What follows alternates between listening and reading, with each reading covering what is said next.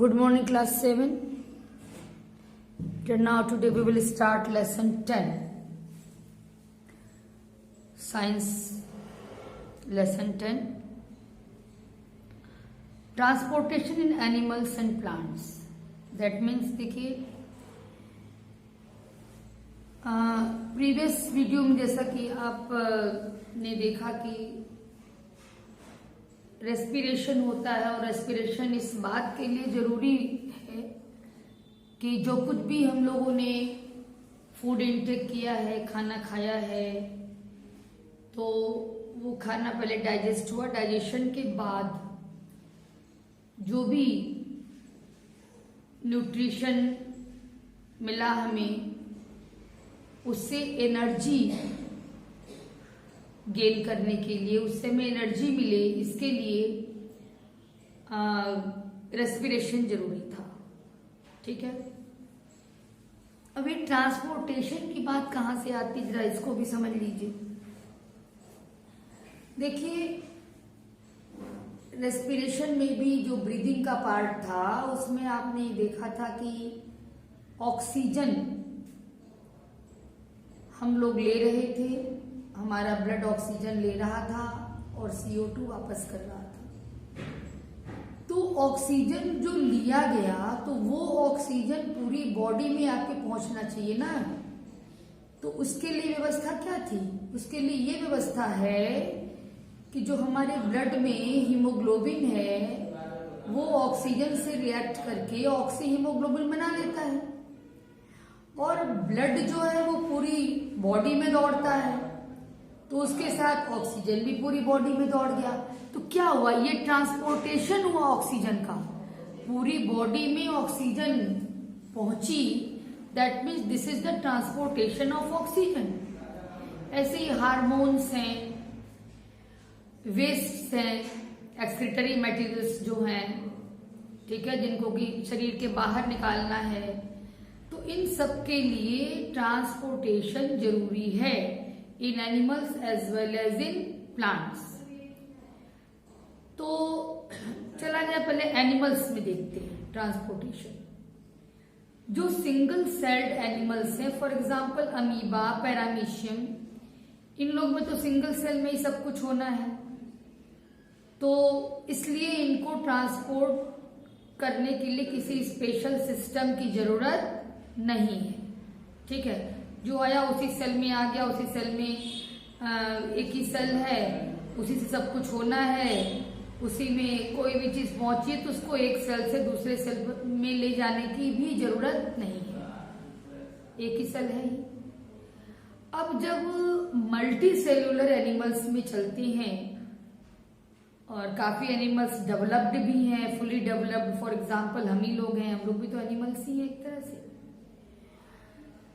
तो हम लोगों में या मल्टी सेल्यूलर जो भी ऑर्गेनिजम्स हैं, उनमें एक सिस्टम होता है ट्रांसपोर्टेशन के लिए, चाहे वो न्यूट्रिटिव सब्सटेंसेस का ट्रांसपोर्टेशन हो, ऑक्सीजन का ट्रांसपोर्टेशन हो, वेस्टेज का ट्रांसपोर्टेशन हो, उसके लिए पूरा एक सिस्टम होता है जिसको सर्कुलेटरी सिस्टम हम लोग कहते हैं। ठीक है, सर्कुलेटरी सिस्टम में मेनली 3 कंपोनेंट्स होती हैं, ब्लड है, हार्ट है एंड ब्लड वेसल्स है।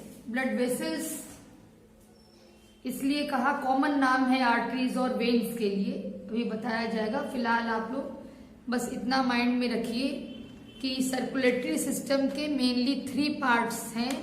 क्या क्या? Blood, heart and blood vessels. ठीक है, अब चलिए ह्यूमन बीइंग में देखते हैं क्या है। देखिए, ह्यूमन बीइंग में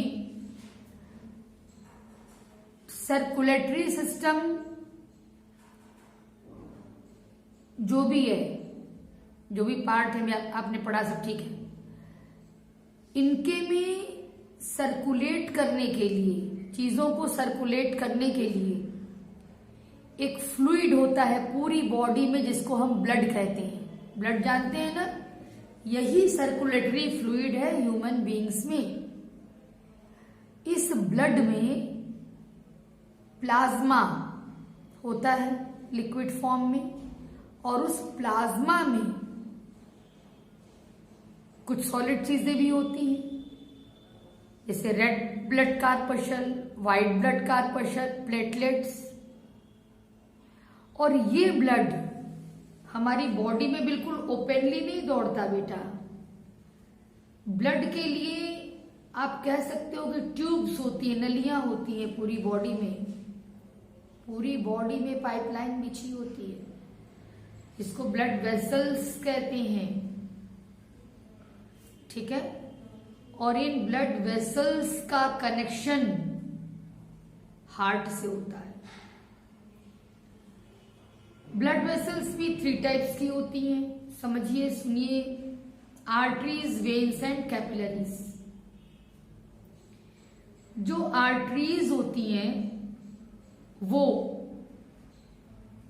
हार्ट से प्योर ब्लड को, प्योर मीन्स ऑक्सीजनेटेड, ऑक्सीजन युक्त ब्लड को हार्ट से बॉडी के हर पार्ट में पहुंचाती हैं।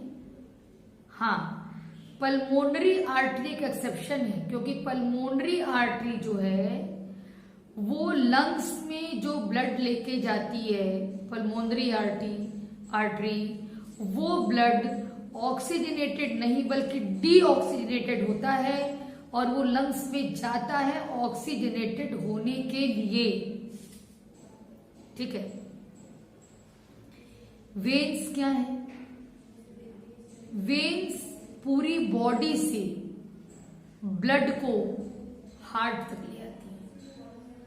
एक बार फिर सुनिएगा, आर्टरीज जो हैं वो हार्ट से ऑक्सीजनेटेड ब्लड को बॉडी के पूरे पार्ट्स तक ले जाती हैं। एक्सेप्शन में पल्मोनरी आर्टरी है जो डीऑक्सीजनेटेड ब्लड को लंग्स तक ले जाती है। और हार्ट से बहुत प्रेशर के साथ ब्लड आता है। हार्ट से जब ब्लड चलता है तो बहुत ही प्रेशर के साथ आर्टरीज में आता है। इसीलिए आर्टरीज की जो दीवारें होती हैं वो काफी स्ट्रॉन्ग होती हैं, इलास्टिक होती हैं, फैलने की क्षमता होती है इनके अंदर, ताकि वो हार्ट से जो आया हुआ हाई प्रेशर है ब्लड का उसको वो बर्दाश्त कर सके। आर्टरीज में वाल्व भी नहीं पाए जाते। वाल्व क्या? दरवाजा समझ लीजिए एक तरीके से। वाल्व इसलिए नहीं पाए जाते क्योंकि हार्ट से जो आर्टरीज की तरफ ब्लड इतने प्रेशर के साथ आना है कि उसमें वाल्व की कोई जरूरत नहीं है। वेन्स जो होती हैं वो पूरे बॉडी पार्ट से ब्लड को हार्ट तक ले आती हैं, डीऑक्सीजनेटेड ब्लड को। लेकिन यहां पर भी एक्सेप्शन है कि पल्मोनरी वेन जो है वो ऑक्सीजनेटेड ब्लड को लंग्स से हार्ट तक ले आती है। वेन्स में प्रेशर बहुत ज्यादा होता नहीं है, क्योंकि वापस आ रहा है ब्लड, तो बहुत प्रेशर से नहीं लौटता है ब्लड, इसीलिए इसकी दीवारें थोड़ी थिन होती हैं, पतली होती हैं। इनमें वाल्व्स इसलिए पाए जाते हैं क्योंकि प्रेशर इतना कम है कि जब ये ब्लड लौट रहा है तो कहीं फिर वापस न हो जाए उन ऑर्गन्स, इसलिए जगह जगह इसमें वाल्व्स पाए जाते हैं। अब कैपिलरीज क्या है? कैपिलरीज बहुत ही पतली दीवार वाली ब्लड वेसल्स हैं जो आर्टरीज और वेन्स के बीच कनेक्टर का काम करती हैं, आर्टरीज और वेन्स को जोड़ती हैं। इसको आप इस तरह भी समझ सकते हो कि आर्टरीज या वेन्स की बहुत महीन ब्रांचेस होती हैं जो आपस में जुड़ी होती हैं, और उन्हीं को हम ब्लड कैपिलरीज कहते हैं। ठीक है। अब आपकी बुक में आर्टरीज वेन्स का डिफरेंस भी दिया है, मैं पढ़ा चुकी हूँ, इसको समझा चुकी हूँ, इसलिए आप रीडिंग कर सकते हैं। अब थोड़ा ब्लड के बारे में जानकारी ली जाए।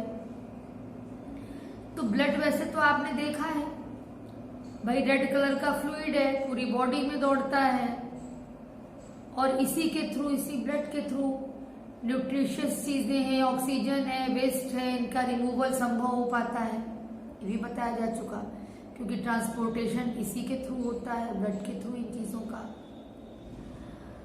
और इसमें सेल्स जो होती है इसकी भी चर्चा हम लोगों ने किया, आरबीसी, डब्ल्यूबीसी एंड प्लेटलेट्स। इसमें कुछ प्रोटीन्स भी होते हैं ब्लड में, जो ब्लड को थिकर बनाते हैं, थोड़ा डेंसिटी को बढ़ा देते हैं ब्लड के।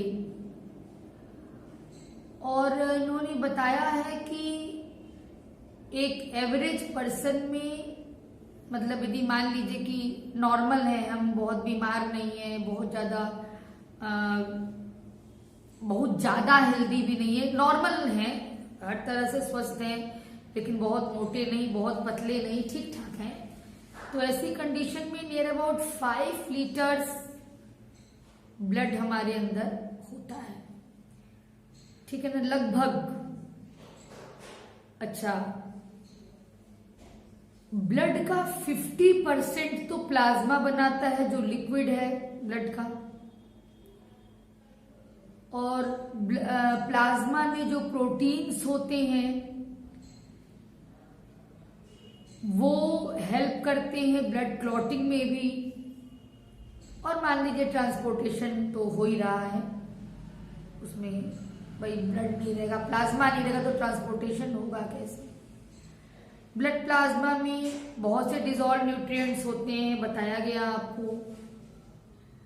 लेकिन ब्लड का, जैसे हमने कहा कि हाफ तो प्लाज्मा हो गया और बाकी हाफ वॉल्यूम में ब्लड सेल्स होती हैं, डब्ल्यूबीसी, आरबीसी और प्लेटलेट्स। अब जो ये आरबीसी है, रेड ब्लड सेल्स, आप इसका यहाँ पे पिक्चर देख सकते हैं।